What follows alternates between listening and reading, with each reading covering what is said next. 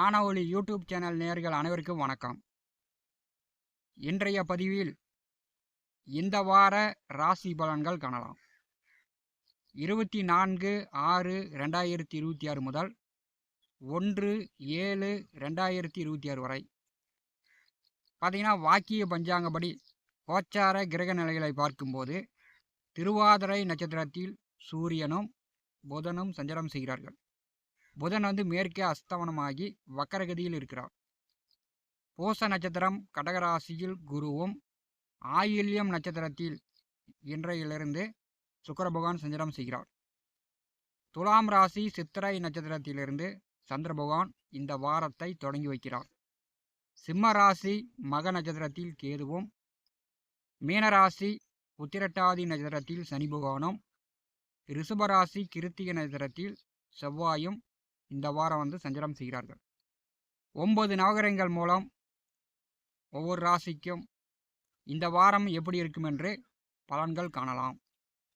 மேச ராசி அன்பர்களுக்கு இந்த வாரம் எந்த மாதிரியான பலன்களை கிரகங்கள் கொடுக்கிறது என்று பார்க்கலாம். மேச ராசிக்கு 7 நாட்டு சனியில் விரயச்சனி ஓடிக்கொண்டிருக்கிறது. இப்போ பார்த்தீங்கன்னா, 2வது வீட்டிலே சூரியன் நட்சத்திரத்திலே செவ்வாய் ராசி அதிபதி செல்கிறார். சனி பகவான் பார்வையில் ராசி அதிபதி செவ்வாய்.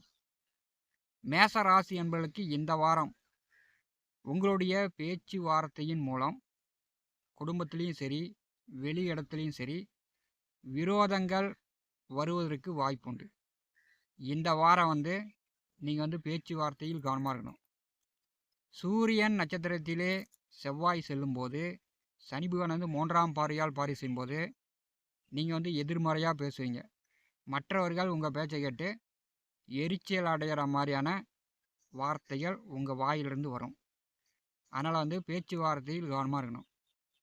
2வது வீட்டிலே செவ்வாய் நின்று சனி பகவான் பார்வையில் இருக்கும்போது சிலருக்கு பல்வலி, வாய், நாக்கு, தொண்டை சார்ந்த பிரச்சனைகள் வரலாம்.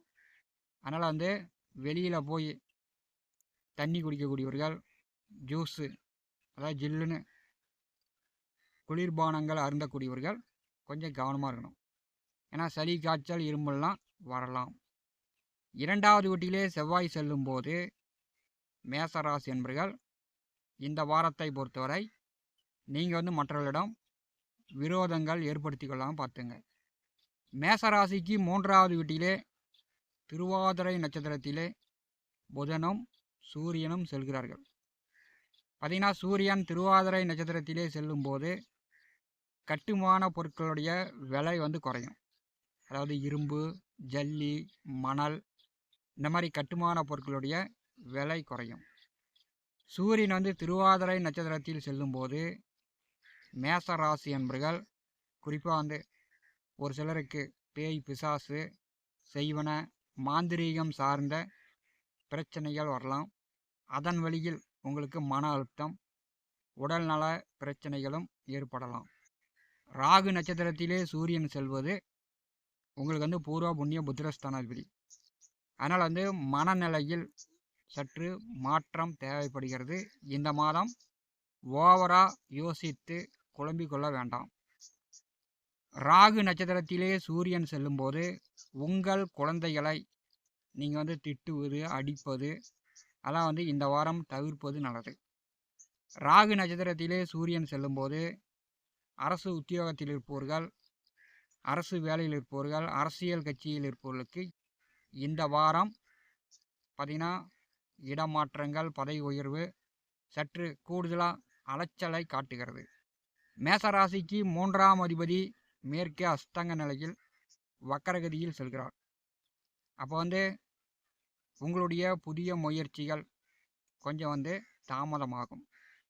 இந்த வாரம் பேப்பரில் கையெழுத்து போடுவது, ஜாமீன் கையொப்பம் போடுறது, இந்த மாதிரி கையெழுத்து சார்ந்த விஷயங்களில் மேசராசி என்பர்கள் கொஞ்சம் கவனமாக இருங்க. ஏன்னா கையெழுத்து போட்டிங்கன்னா அதன் வழியில் உங்களுக்கு பிரச்சனை வந்துடும்.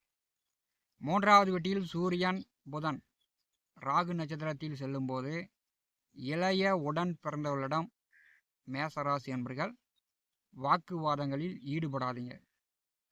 மேசராசிக்கு 4வது வீட்டிலே குரு, சுக்கிரன் 2 கிரகங்கள் 4வது வீட்டில் இருப்பது. இன்று முதல் ஆயில்யம் நட்சத்திரத்தில் சுக்கிர பகவான் செல்கிறார். பொதுவாக ஆயில்ய நட்சத்திரத்தில் எந்த கிரகம் சென்றாலும் பார்த்தீங்கன்னா பாம்பை கண்டால் படையே நடுங்கும் என்று பழமொழி உண்டு. ஆயில்யம் பாம்பு. இந்த ஆயில்ய நட்சத்திரத்தில் மேசராசிக்கு 2 7ஆம் அதிபதி செல்லும்போது இந்த வாரத்தை பொறுத்தவரை குடும்பத்திலும் சரி, வாழ்க்கை துணையிடமும் சரி, நண்பர்களிடமும் சரி, மேசராசி என்பர்கள் பழக்க வழக்கங்களில், பேச்சு வார்த்தைகளில் கவனமாக இருங்க. 4வது வீட்டிலே ஆயில்ய நட்சத்திரத்திலே சுக்கிர பகவான் செல்லும்போது வீடு புதுப்பிக்கலாம், வெள்ளை அடிக்கலாம், வீட்டுக்கு தேவையான ஜாமானங்கள் பண்டம் பாத்திரம் வாங்கி வைக்கலாம். குடும்பத்தாருடைய ஒற்றுமை உண்டு. அதனால் உங்களுக்கு நிம்மதி கிடைக்கும்.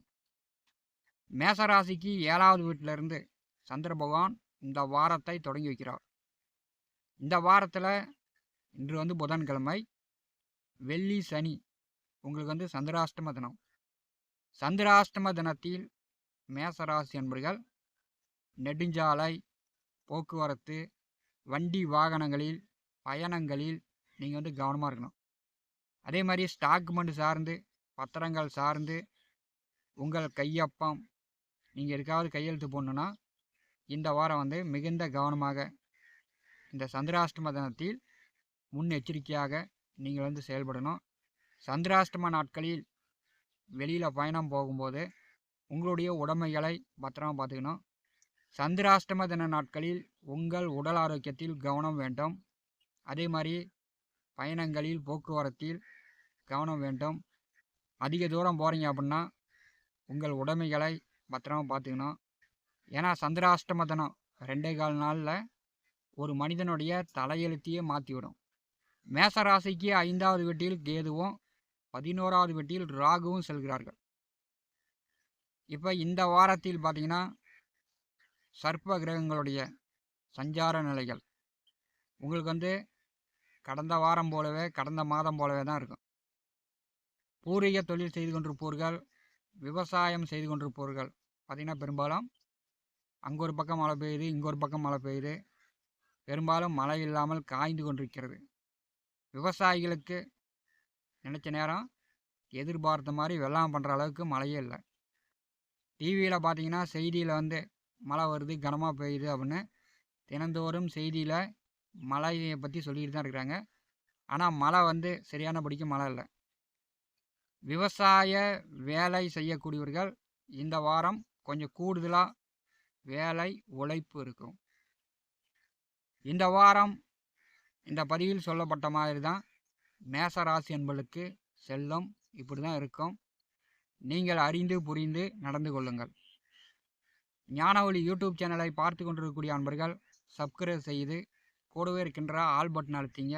நன்றி, வணக்கம்.